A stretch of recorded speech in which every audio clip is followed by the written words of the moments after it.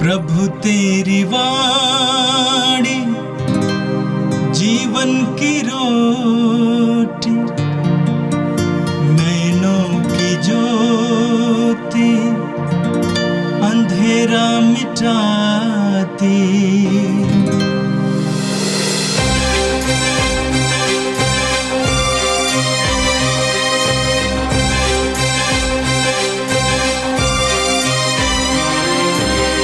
प्रभु तेरी वाणी जीवन की रोटी, नैनों की ज्योति अंधेरा मिटाती।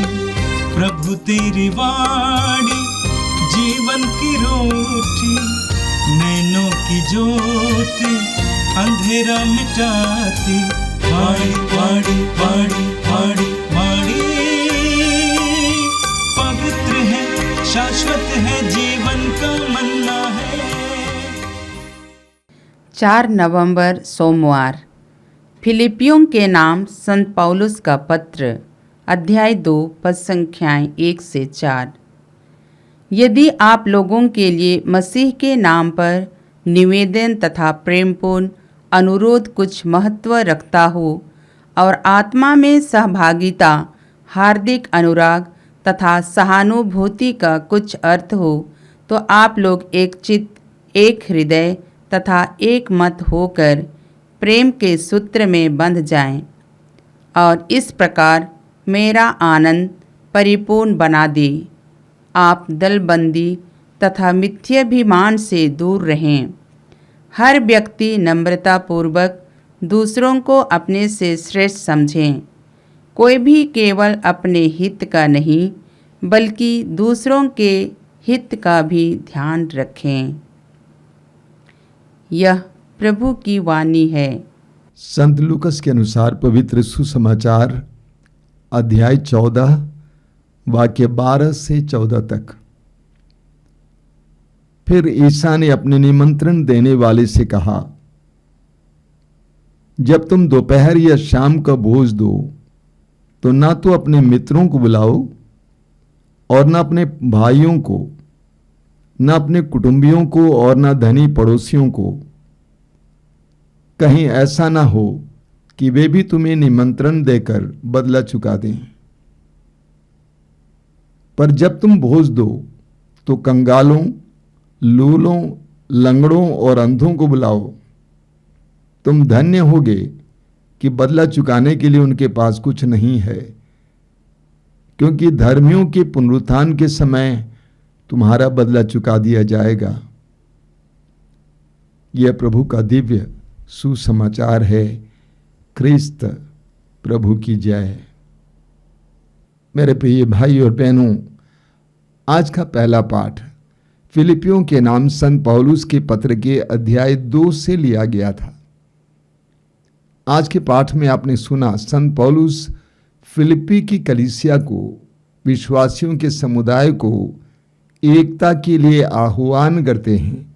पौलुस कहते हैं, यदि आप लोगों के लिए मसीह के नाम पर निवेदन तथा प्रेमपूर्ण अनुरोध कुछ महत्व रखता हो और आत्मा में सहभागिता, हार्दिक अनुराग तथा सहानुभूति का कुछ अर्थ हो, तो आप लोग एक चित्त, एक हृदय तथा एक मत होकर प्रेम के सूत्र में बंध जाएं और इस प्रकार मेरा आनंद परिपूर्ण कर दें।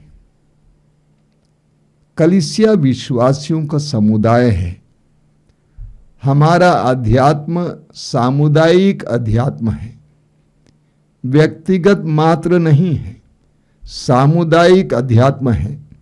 हमें प्रेरित चरित्र के अध्याय 2 और अध्याय 4 में विश्वासियों की एकता के बारे में पढ़ने को मिलता है।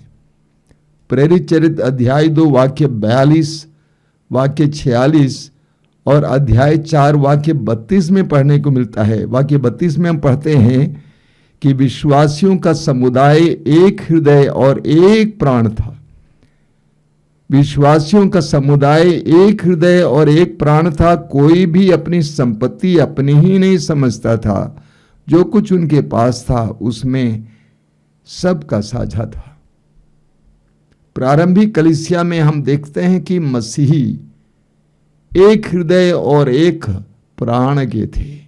संत पौलुस यही बात फिलिप्पी की कलीसिया को याद दिलाते हुए बताते हैं कि आपको एकता की आवश्यकता है, और वास्तव में यह एकता ही हमें सच्चा मसीही आनंद प्रदान करता है। विश्वासियों में एकता हमें सच्चा मसीही आनंद प्रदान करता है। पौलुस कहते हैं कि आपकी एकता के द्वारा मुझे भी आनंद प्राप्त होगा, इसीलिए आप एक बने। आगे संत पौलुस फिलिपियों को समझाते हैं कि किस तरह वे एकता को बनाए रख सकते हैं। पौलुस 3 बातें बताते हैं। सबसे पहले पौलुस कहते हैं कि आप लोगों में मिथ्याभिमान नहीं होना चाहिए। आप लोगों में किसी के अंदर घमंड नहीं होना चाहिए। घमंड एक को दूसरे से अलग करता है। मिथ्याभिमान का मतलब क्या होता है? अपने आप को दूसरे से ज्यादा अच्छा समझना, ज्यादा समझदार समझना, ज्यादा प्रतिभावान समझना, श्रेष्ठ समझना। पौलुस कहते हैं कि ऐसा घमंड आपके अंदर ना हो। दूसरी बात, पौलुस कहते हैं कि आप लोगों में नम्रता हो। नम्र हमें मिलनसार बनाती है। नम्रता वो पात्र है जिसमें प्रभु की कृपा बनी रहती है। एक दूसरे को स्वीकार करने के लिए, एक दूसरे को सहने के लिए, एक दूसरे को गले लगाने के लिए नम्रता अति आवश्यक है। जहां नम्रता है वहां पर एकता है। एकता के लिए सबसे आवश्यक बात है नम्रता। तीसरी बात पौलुस कहते हैं कि आपके मन में परहित हो। सब कोई परहित के बारे में सोचे। परहित मतलब दूसरों के हित के बारे में। देखिए, मनुष्य स्वभाव से स्वार्थी है। मनुष्य स्वभाव से स्वार्थी है। उसके अंदर अपने बारे में ही सोचने की क्षमता रहती है अधिकतर, और अधिकतर लोग अपने ही बारे में सोचते हैं। मैं, मेरी पत्नी, मेरा पति, मेरे बच्चे, मेरा परिवार, मेरा घर, मेरे लोग। जहां पर इस तरह का मनोभाव होता है, जहां पर स्वार्थ है, वहां पर कभी भी एकता नहीं हो सकती है। आपने देखा होगा, गिद्ध लाश के ऊपर बैठ जाते हैं और एक दूसरे को परेशान करते हैं।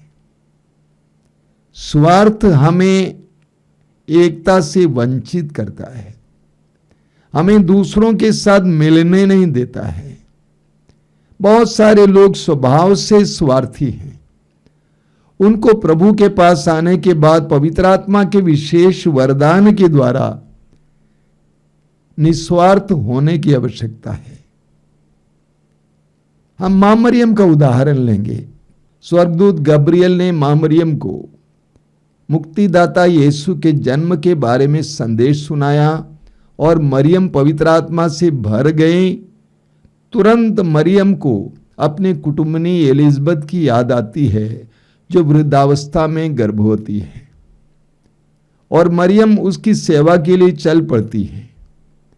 पवित्र आत्मा हमारे मन में परहित का भाव लाता है, दूसरों के बारे में सोचने का भाव लाता है, हमारे अंदर सहानुभूति लाता है, हमारे अंदर संवेदना लाता है।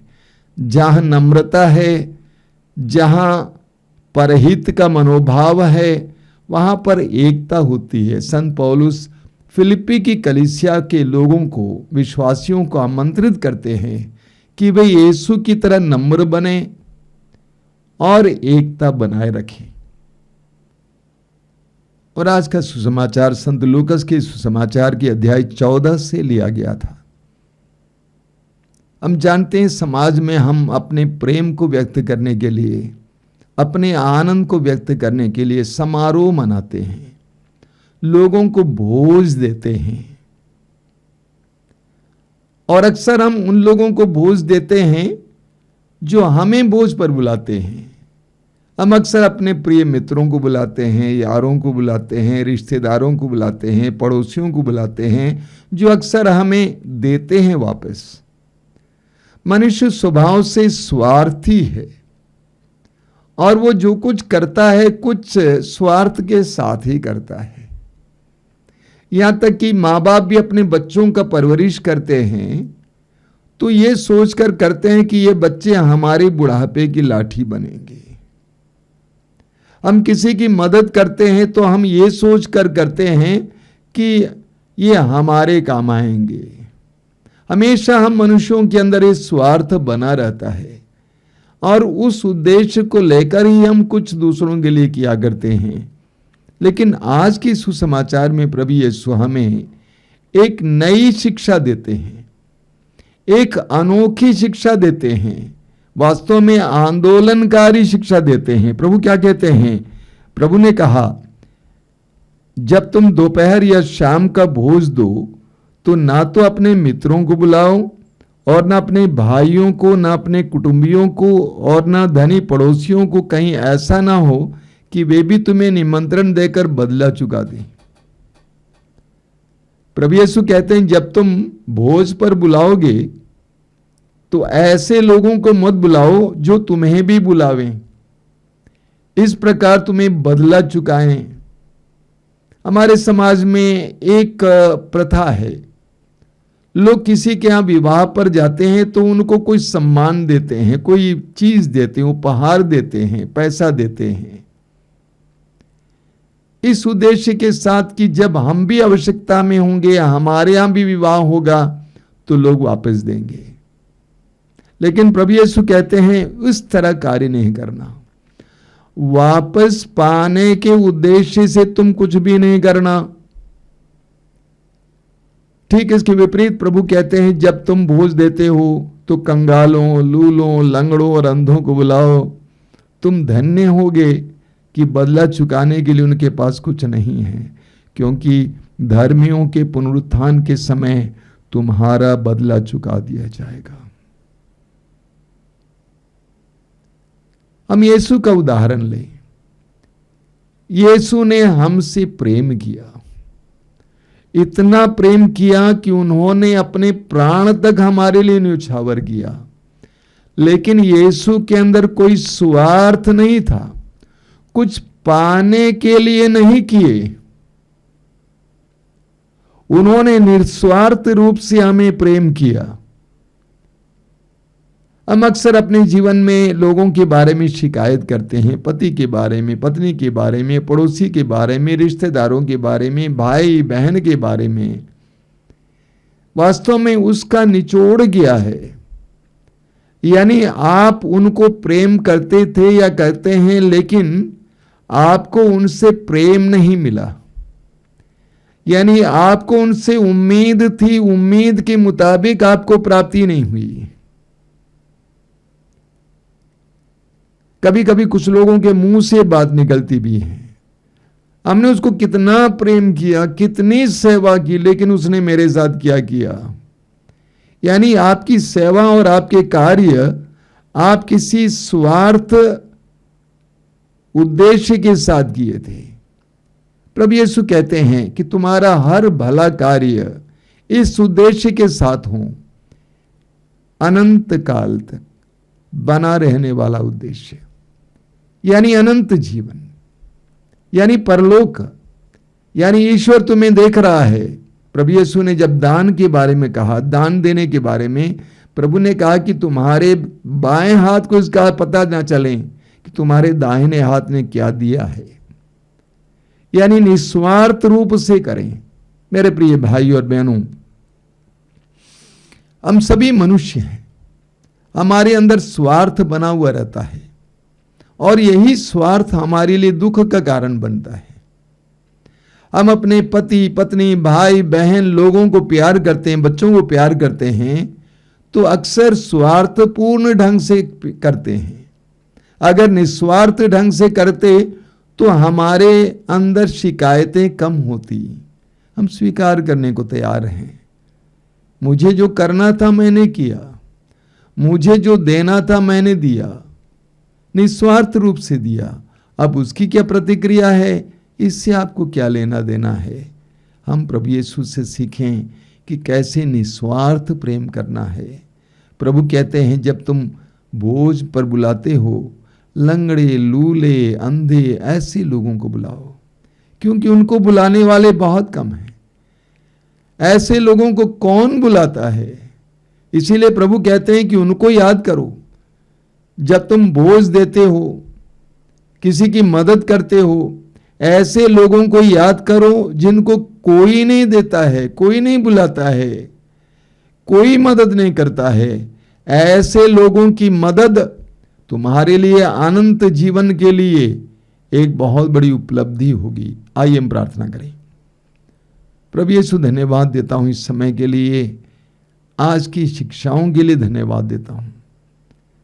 प्रभु, मैं विश्वास करता हूं कि तू हमें निस्वार्थ बनाने के लिए प्रयास करता है, हमें प्रेरणा दे रहा है। क्रूस पर से हमें यही संदेश मिलता है कि तूने हमारे लिए क्या किया, कितना बड़ा बलिदान चाहाया और तूने हमसे कुछ नहीं मांगा। प्रभु, हम पर दया कर, हमें निस्वार्थ प्रेम करने की कृपा दे। हमें विशेष करके समाज के उन तबके के लोगों को याद करने और उनको प्रेम देने के लिए कृपा दें जिनको शायद ही किसी से कुछ प्राप्त होता है। ये प्रभु यीशु इन वचनों को सुनने वाले मेरे भाई बहनों को आशीर्वाद देना। आज का पूरा दिन उनके लिए अनुग्रह का दिन बने, आशीष का दिन बने।